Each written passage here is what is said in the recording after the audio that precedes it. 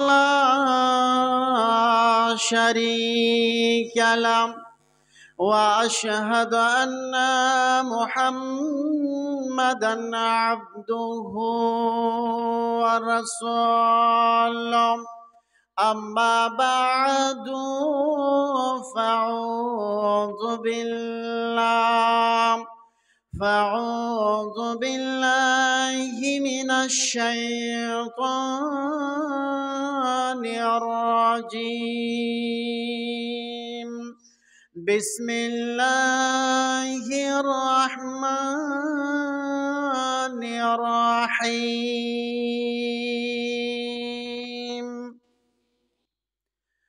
قل هو الله أحد الله الصمد لم يلد ولم يولد ولم يكن له كفوا أحد.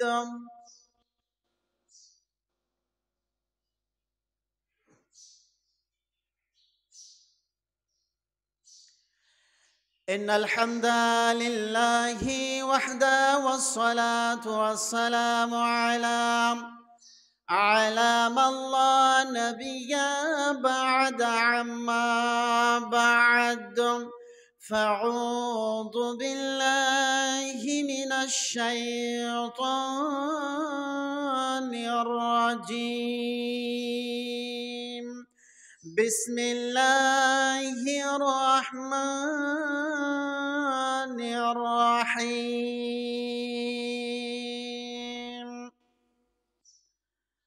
وأنذر عشيرتك الأقربين. بسم الله الرحمن الرحيم. إنه كان ظلوما جهولا. عن أبي هريرة رضي الله تعالى عنه قال رسول الله صلى الله عليه وسلم: إذا أقبر الميت آته ملكان أسودان أرزقان إلى آخر الحديث. সম্মানিত উপস্থিত, মসজিদের সম্মানিত মুসাল্লিগণ, সর্বাগ্রে ওই আল্লাহর দরবারে শুকরিয়া জ্ঞাপন করি। তাই সকলে বলি আলহামদুলিল্লাহ। তারপরে পরে শেষ নবী, আখিরি নবী, নবিকুল সেরামনি জনাবে মুহাম্মদুর রাসূলুল্লাহ বলুন সাল্লাল্লাহু তাআলা আলাইহি ওয়াসাল্লাম। তিনার উপরে শত সহস্র দুরূদ অবতীর্ণ হোক। আল্লাহুম্মা সাল্লি আলাইহি আল্লাহুম্মা বারিক আলাইহি। ভাইজান, আজকে মরণ সম্পর্কে দশম জুমা।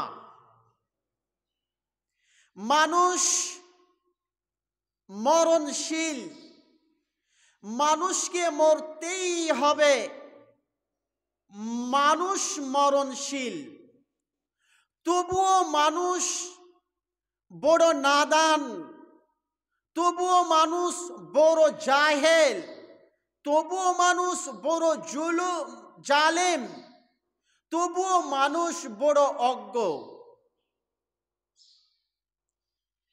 মানুষ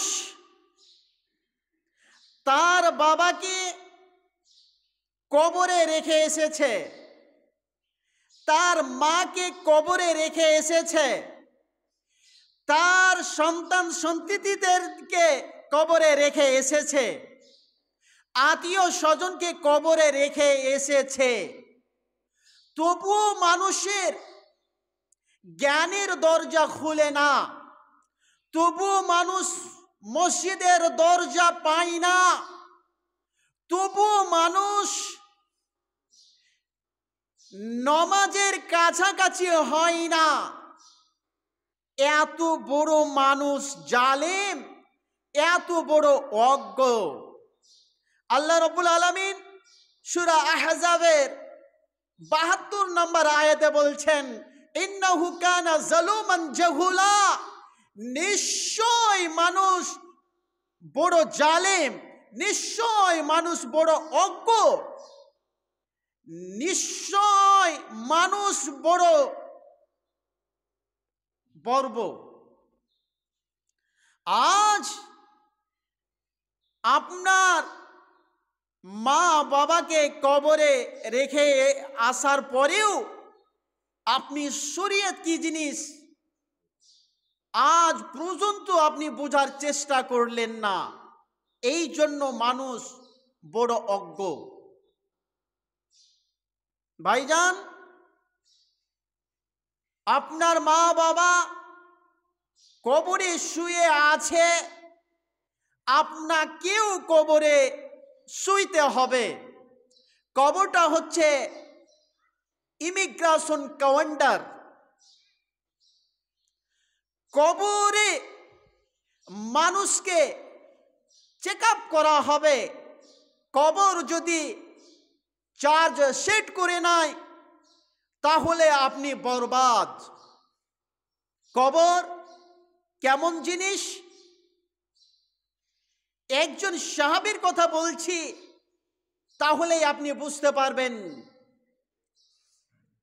ওয়ান ইবনে উমর রাদিয়াল্লাহু তাআলা আনহু قال قال رسول الله صلى الله عليه وسلم, ইবনে উমর বলছেন, আল্লাহ পাকের নবী জনাবে মুহাম্মদুর রাসূলুল্লাহ সাল্লাল্লাহু আলাইহি ওয়াসাল্লাম বলেন, ওরা আমার সঙ্গের সাথীরা,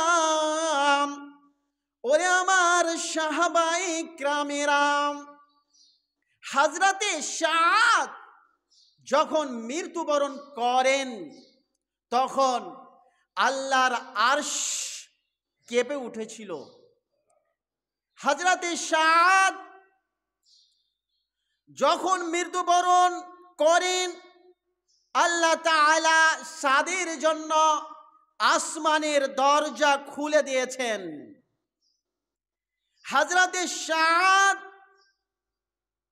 যখন মৃত্যুবরণ করেন, সাদের জানাজার নামাজে আল্লাহর রহমতের ফেরেশতা এক নয়, দুই নয়, ৭০,০০০ ফেরেশতা শামিল হয়েছিলেন। তিনি একজন বিখ্যাত সাহাবী, মশহুর সাহাবী। হযরতে সাদ কে যখন কবরে রাখা হলো, কবর হযরতে সাদকে ধরে নিয়েছে। আল্লাহ পাকের নবী সাদের কবরের পাশে দাঁড় হয়ে আছেন। আল্লাহ পাকের নবী বুঝতে পারলেন আমার সাদকে কবরে ধরে নিয়েছে। আল্লাহ পাকের নবী দুই হাত বাড়িয়ে দিয়ে সাদের জন্য দোয়া করলেন, রব্বে কারীম, আমার সাদকে তুমি ছেড়ে দাও। আল্লাহ রাব্বুল আলামিনের কাছে যখন নবীজি দোয়া করলেন, তখন হযরতে সাদকে কবরে ছেড়ে দিল। আপনি মনে করবেন সাদ একজন বিখ্যাত সাহাবী, মশহুর সাহাবী, ওনাকে কবরে কেন ধরে নিলে? হযরতে সাদ পেচ্ছাব করতে গিয়ে পেচ্ছাবের ছিটা লুঙ্গিতে কাপড়ে ভরে গিয়েছিল।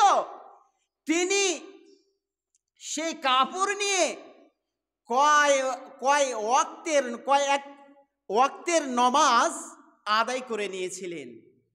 এই যে ভুল, হযরতে সাদ কবরের হাত থেকে রেহাই পায়নি, কবরের আযাব হতে রেহাই পায়নি। তো সেখানে মানুষ রায় পরিমাণে ছাড় পাবে না, রায় পরিমাণে সেখানে ছাড় পাবে না। কবর বলে, প্রতিদিন কবর বলে, হে পৃথিবীর মানুষ, তোমরা আমাকে বলে ভুলে যাও। আজ তোমরা আমার বুকের উপরে চলাফেরা করছ, কাল তোমাকে আমার ভিতরে আসতে হবে। কবর প্রতিদিন এই কথা বলে। কবর বলে, আনা বাইতুদ্দুত, আমি পোকা মাকড়ের ঘর। কে বলে? কবর বলে। কবরে চলবে না কোনো পরিচয়, কোনো পদের পরিচয় চলবে না, কোনো সম্পদের পরিচয় চলবে না, কিছুই সেখানে কোনো পরিচয় চলবে না। আল্লাহ রাব্বুল আলামিনের উপরে আয়াত অবতরণ হলো, সূরাতুশ শুরা আয়াত নাম্বার 214 নম্বর আয়াত। কি বলছে? ওয়াআনজির আশিরাতাকাল আকরাবিন।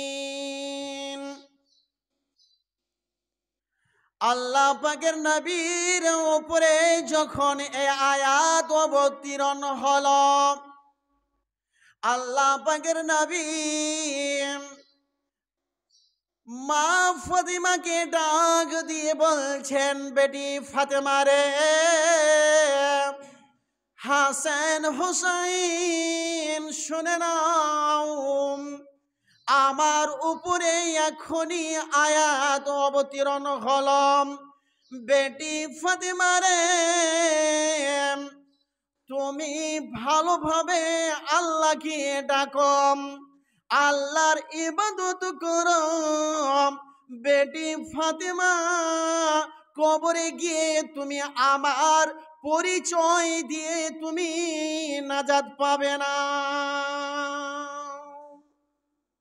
আল্লাহ পাকের নবীর মেয়ে মা ফাতেমাকে বলছে, ওয়াআনজির আশিরাতাকা, আশিরাতাকা মানে পরিবার বর্গকে বোঝানো হয়েছে, যে তোমরা আল্লাহকে ডাকো, কবর বলে ভয় করো, পরকাল বলে ভয় করো। যার যেমন আমল, আমল ভিত্তিতে প্রশ্নোত্তর হবে কবরে, সেখানে কোনো কিছুরই পরিচয় চলবে না। তাহলে বোঝা গেল, যার আমল ভালো তার সবই ভালো, যার আমল খারাপ তার সবই খারাপ। বিগত জুমায় বলেছিলাম, মানুষ যখন মারা যায় তার ভিতর থেকে তার দেহ হতে আত্মা বেরিয়ে যায়। দেহ আলাদা থাকে এবং আত্মা আলাদা থাকে।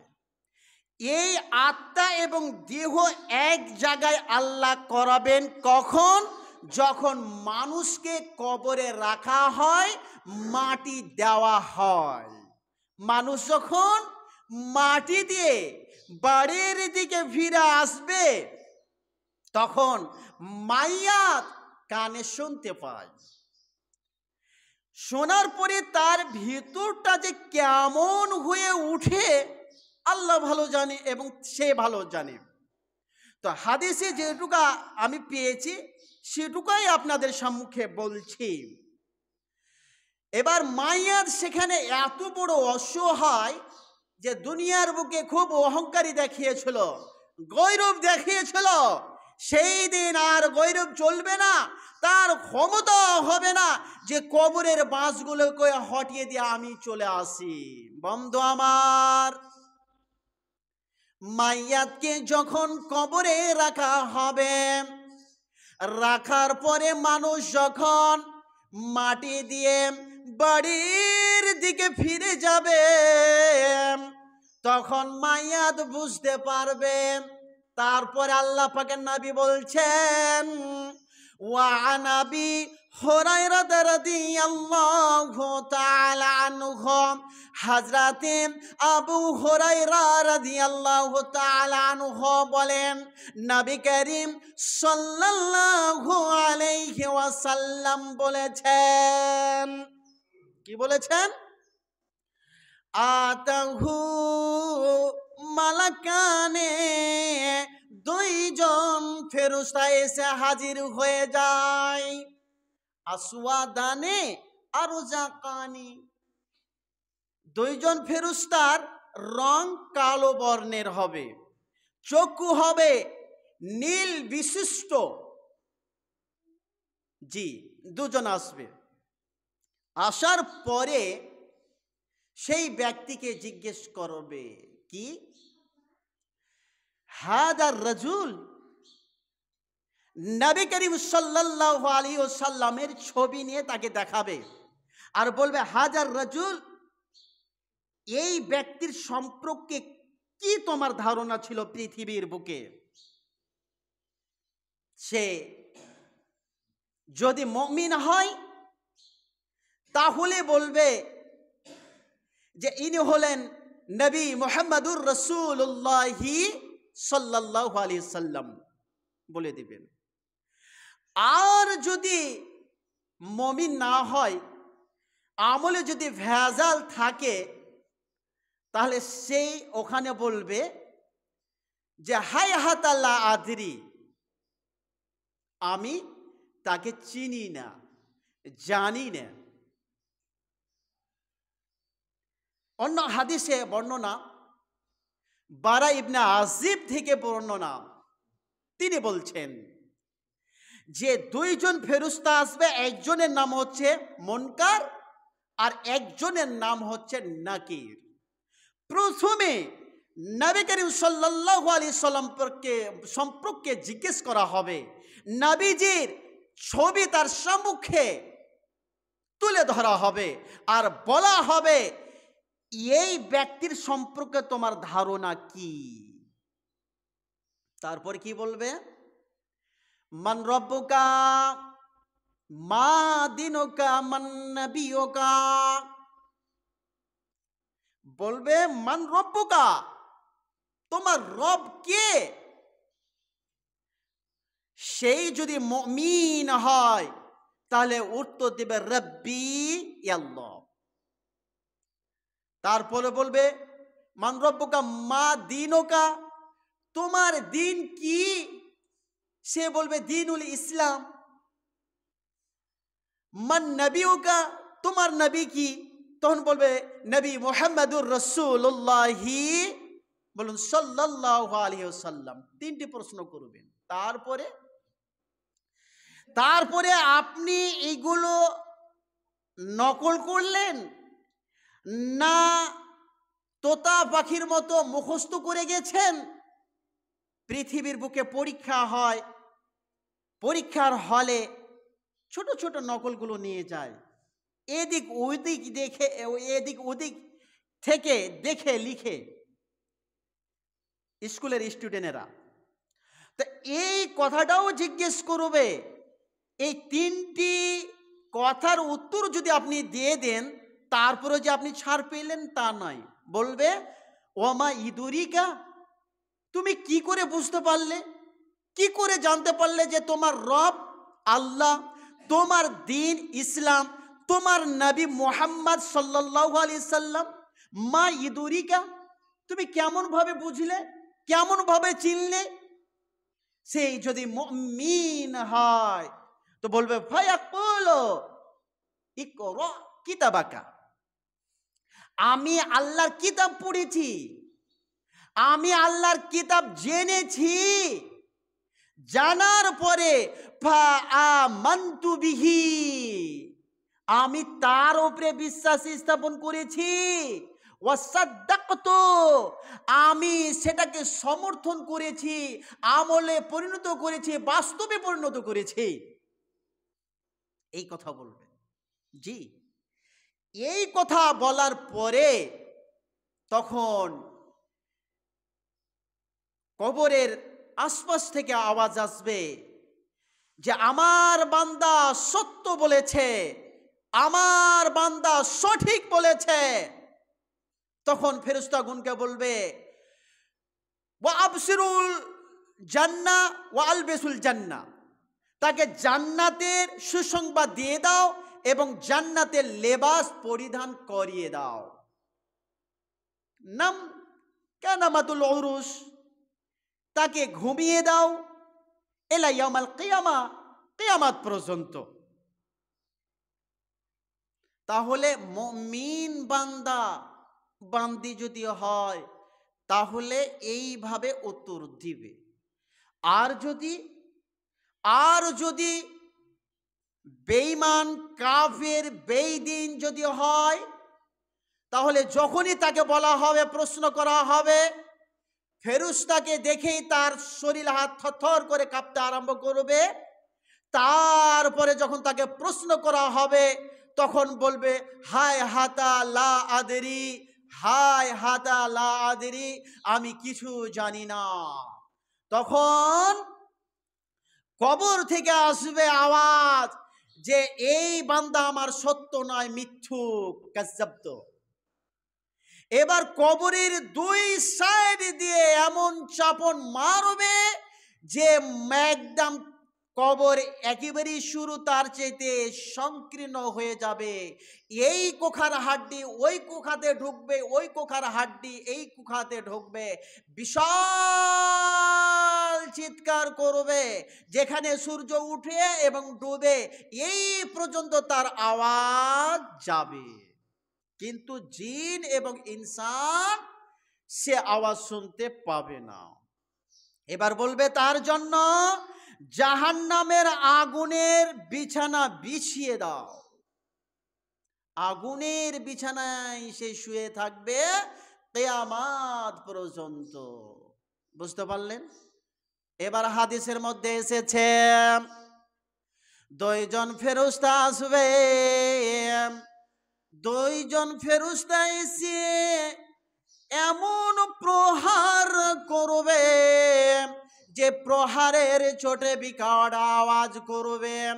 আল্লাহ পাকের নবী জনাবি মুহাম্মদুর রাসূলুল্লাহ সাল্লাল্লাহু আলাইহি ওয়াসাল্লাম বলছেন, ফেরেশতা ওই দুইজন ফেরেশতা যেই হাতুড়ির বাড়ি মারবে, ওই হাতুড়ির আঘাতটা যদি পৃথিবীর কোনো পাহাড়ে যদি পড়ে যেত তাহলে পাহাড়টা তোমরা দেখতে ধুলি কোনায় পরিণত হয়ে যেত। এত জোরে মারবে, যখন মারবে একদম মাটির তলে ঢুকে যাবে, মাটির সাথে মিশে যাবে, আবার তাকে জীবিত করা হবে। আবার জীবিত করা হবে। এইভাবে আওয়াজ তার চলতেই থাকবে। আপনি বলবেন মৌলভী সাহেব, তাদের কি একটুকু দয়া হবে না, রহম হবে না? এত যে আমাকে মারবে, কষ্ট আমাকে দিবে, তাদের কি দয়া হবে না? একজন হচ্ছে কানা আর অপরজন হচ্ছে বহিরে, কোনো দয়া বয়া হবে না। বুঝতে পারলেন? এইগুলো ঘটবে। তারপরে কি হবে? তারপরে আপনি যদি মুমিন হন তাহলে একজন ব্যক্তি আসবে, এত সুন্দর বিশিষ্ট ওলা যে দেখেই আপনি বলবেন আশ্চর্য। তার ভিতর থেকে এমন একটা সুগন্ধি বের হবে যে আপনি দেখে এবং সুগন্ধি শুনে আশ্চর্য হয়ে যাবেন। এবার আপনি মুমিন তো, আপনি বলবেন আপনি কে? আমি আপনাকে চিনতে পারি না, আপনি আপনার পরিচয় দেন। আপনি দেখার পরে বলবেন, তখন বলবে আমি হচ্ছি তোমার সৎ আমল। মসজিদে এসছেন, সৎ আমল যদি করেন, নবীর পদ্ধতিতে যদি করেন, এই সৎ আমল কবরে দেখতে পাবেন। বলবে আমি তোমার সৎ আমল, তুমি এত সুন্দর, এই মতো সুন্দর আর জীবনে আমি দেখিনি। এবার ওইজন বলবে এই যে দেখো এটা কি? বলবে এটা হচ্ছে জাহান্নাম, দাও দাও দাও দাও করে জ্বলছে। এবার বলবে তুমি যদি দুনিয়াতে ভালো ভালো আমল যদি না করতে, তাহলে আল্লাহ তোমাকে এই জাহান্নামে দিত। কিন্তু দুনিয়ার বুকে তুমি ভালো আমল করেছ, এই আমলের বিনিময়ে আল্লাহ তাআলা জাহান্নামের পরিবর্তে তোমাকে জান্নাত দিয়েছে। জি। তারপরে আপনি যদি বদমাশ লোক হন, বেঈমান যদি হন, মুনাফিক যদি হন, বেনমাজি যদি হন, তাহলে আপনার কাছে একজন বিশিষ্ট ব্যক্তি আসবে, নোংরু চেহারা নিয়ে আসবে, দুর্গন্ধ চতুর্দিকে ছড়িয়ে যাবে। আপনি লাখে হাত দিবেন, বলবে কে তুমি? তোমার দিকে আমি তাকাতে পারছি না, তুমি চলে যাও, তোমাকে দেখে আমাকে ভয় লাগছে। এইভাবে আপনি চিৎকার করবেন, বলবে আমি তোমার বদ আমল, তুমি দুনিয়ার বুকে খারাপি খারাপি কাজ করেছ, বদ আমল আমি। তারপরে বলবে প্রথমে ওকে জান্নাত দেখা হবে, যে এটা তোমার স্থান ছিল, তোমার চরিত্রর কারণে, ব্যবহারের কারণে তোমার জান্নাতের বিনিময়ে আল্লাহ তাআলা তোমাকে জাহান্নাম দিয়েছে, জাহান্নামে থাকো। খুব শর্টকাটে কথাগুলো বলছি। বন্ধু আমার, কবরে এইগুলো ঘটতে থাকবে।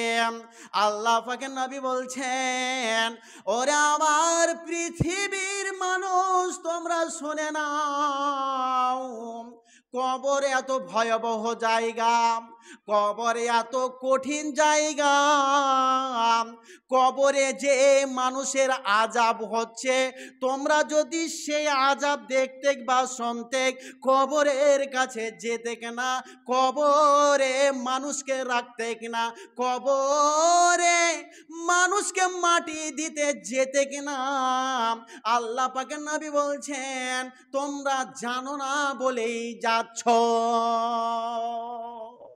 কবর কঠিন জায়গা।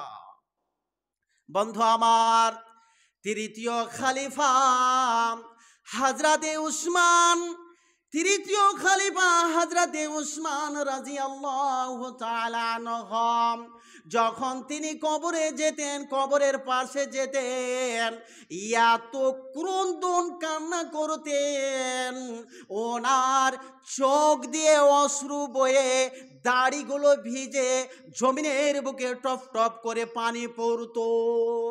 হযরতে উসমান গনিকে জিজ্ঞেস করা হলো, হযরতে উসমান গনি আপনি বলুন তো, যখন আল্লাহ পাকের নবী আপনার সম্মুখে জান্নাত এবং জাহান্নামের কথা বলা হয়, তখন আপনি এত ক্রন্দন কান্না করেন না, আর কবর যখন দেখেন, কবরের পাশে যখন যান, তখন এত ক্রন্দন কান্না করেন কেন?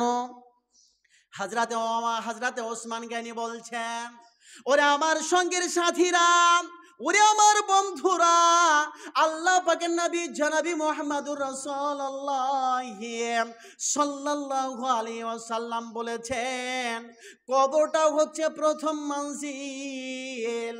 এই প্রথম মঞ্জিলে কেউ যদি পাস করে নাই, তারপরে যে মঞ্জিলগুলো আছে, এই মঞ্জিলগুলো তার জন্য সহজ হয়ে যাবে।